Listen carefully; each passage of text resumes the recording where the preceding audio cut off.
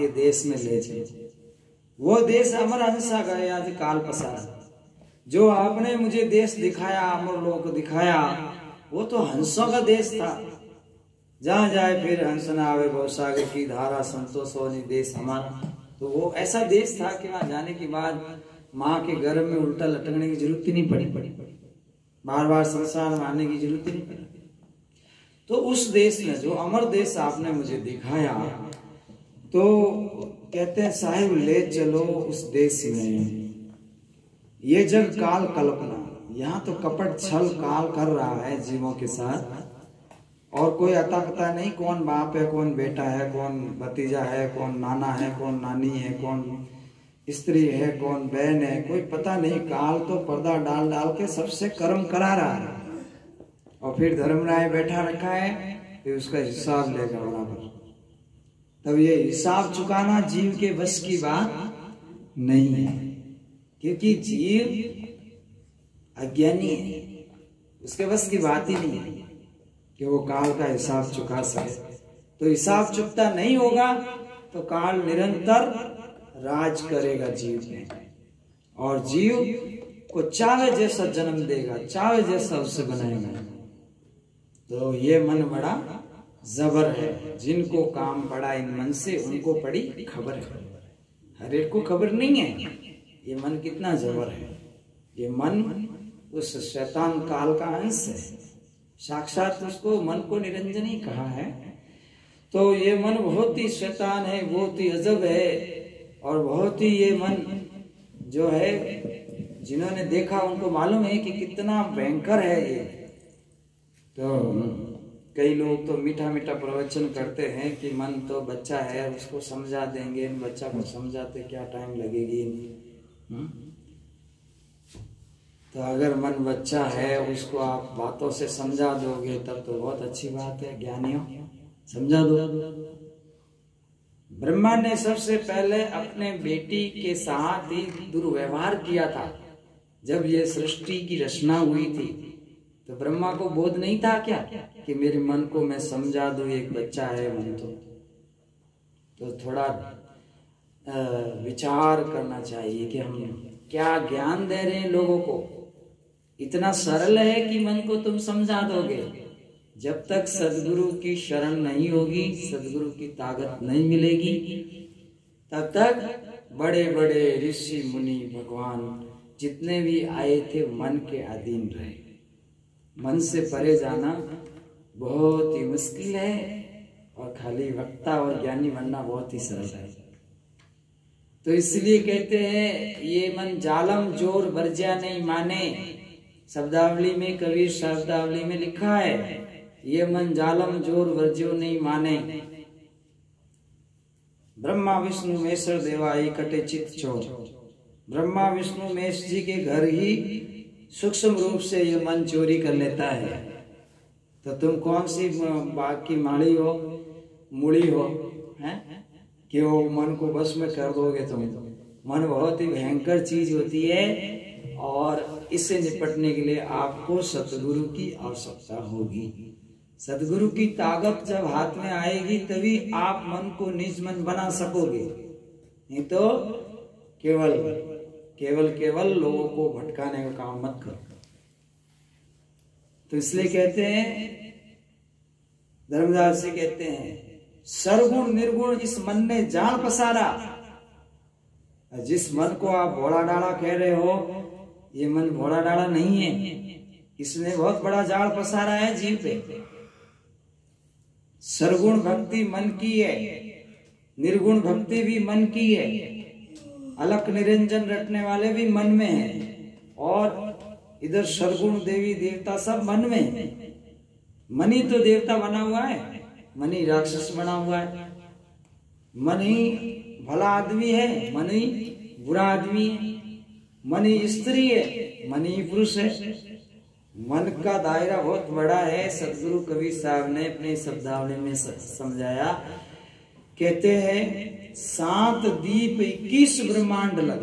7 दीप, 7 लोग, अतल वितल सुतल तलातल महातल रसातल नीचे, 7 दीप भी हैं, 21 ब्रह्मांड लग। यहाँ लग मन की दौड़। भूलना मत ये कि ये मन हमेशा कपट करता है। जीव को क्या किससे क्या कर्म कराना है, वो मन इतने जीवों को कर्म करा रहा है अपने प्रभाव में। इस मन ने, माया ने अपने प्रभाव में कितने जीवों को लिया हुआ है। अगर इतना सरल होता तो कौन कुत्ता बिल्ली बनता? किसको जरूरत थी कुत्ता बिल्ली बनते? कौन दुख पाते हैं?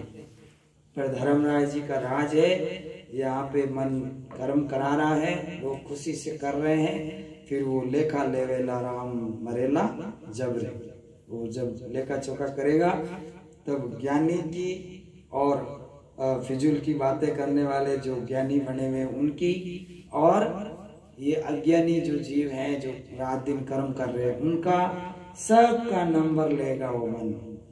जो जो जीव शरण में नहीं आएंगे सतगुरु की, उन सबको लगाएगा, क्योंकि उसको साहब ने समझाया कि इसको सरल में मत लो, बात को हल्की मत समझो। जब तक आप पावरफुल मंत्र नहीं लोगे, सतगुरु की शरण में नहीं आओगे, तब तक आपके अंदर आत्मा में प्रेम प्रकट नहीं होगा, नाम की लहरें नहीं आएगी। तो इसलिए सदगुरु ऐसा नहीं कीजिए जैसे झाड़ी गोर, ऊपर लाली प्रेम की भीतर बड़ा कठोर। तो ये जो मन है इतना कठोर है, जो अनंत जीवों को धोखा दे चुका है। फिर थोड़ा गीता का श्लोक सीख लिया, थोड़ा रामायण सीख ली, थोड़ा गीता और कोई शास्त्र पढ़ना सीख लिया और गुरु बनना चालू कर दिया। अब समस्या होगी आगे, समस्या होनी ही है, क्योंकि यह मन सरगुण निर्गुण जाल पसारा। सरगुण निर्गुण का इस मन ने जीव के ऊपर जाल पसारा। अब इस बात को कोई मानते हैं? बहुत सुनना नहीं चाहते। सरगुण निर्गुण जाल पसारा और पड़े काल की धारा। धर्मीदास जी के बच्चे ने काल की धारा में पड़ेंगे जी। जो सरगुण भक्ति कर रहे हैं, निर्गुण भक्ति कर रहे हैं, जो सतपद की भक्ति नहीं करते हैं, जीव जाके पड़ेंगे जमों के जाल में। काल ने जाल पसारा, उनको अनुभव हुआ, कबीर साहब मिले तो उनको मालूम पड़ा। सरगुण निर्गुण जाल पसारा, पड़े काल की धारा। तो काल काल सब कोई कहे कारण चीने, जेती मन की कल्पना काल कहावे सोए। मन में जब तक कल्पना उठती है तब तक काल है। मन में नाम की लहरें उठती है तो तब वो काल से अलग आनंद हो जाता है। तो इसमें कहा, अमर नाम गुरु जी देवो जीवाने। जो आप निअक्षर नाम लाए हो, जो अक्षर में नाम आते हैं 52 अक्षर में, उस नाम से भूमिका बनती है। क्या बनती? भूमिका। और जीव सतपद में कब मिलता है, अमर लोक को कब जाता है? जब उसे निअक्षर नाम मिलता है। निअक्षर का मतलब ही होता है कि जिसका कोई अक्षर नहीं। 52 हर्फ वेद के कही है, 52 अक्षरों में सारी जो है बोलने वाली भाषाएं आ गई।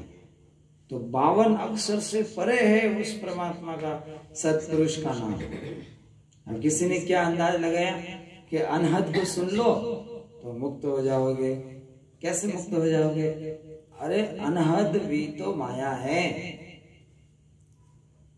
अनहद भी तो केवल मन को लीन करने का साधन है, और निअक्षर नाम तो उससे भी आगे। निअक्षर जो जुदा रहते हैं वो कभी बोलता भी नहीं है, और ये तो सब बोलती है। बेटी बोलती है, मजीरा बोल रहा है, ये बोल रहा है, और यही जब ध्यान में सुनाई दे तो समझ लो हमको तो परमात्मा का नाम मिल गया। यही तो पागलपन है। तो ये सब अपने अपने स्थान में अनहद बाजा बाज रहे हैं।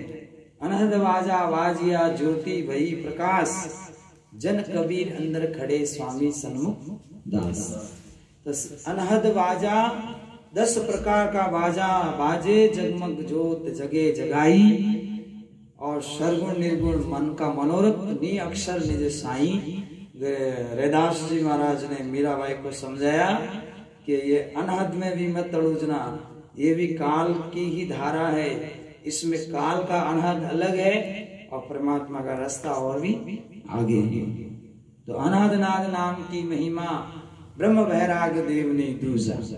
तो जो सतगुरु अगर आपको अनहद में जोड़ते हैं तो उनकी साहिब की जो भेदवाणी है उसे समझो कि वो कौन से अनहद से जोड़ना चाहते हैं।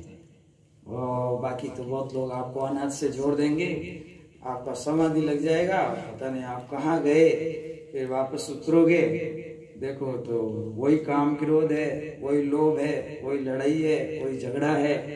तो फिर उस अनहद को सुनने से क्या फायदा होगा। आदत तो बदली नहीं, आदत वो ऐसा नाम अनहद है, ऐसा अनहद अंदर में हो रहा है कि जिसके सुनने से जीव का जो चंचल मन है वो स्थिर होता है।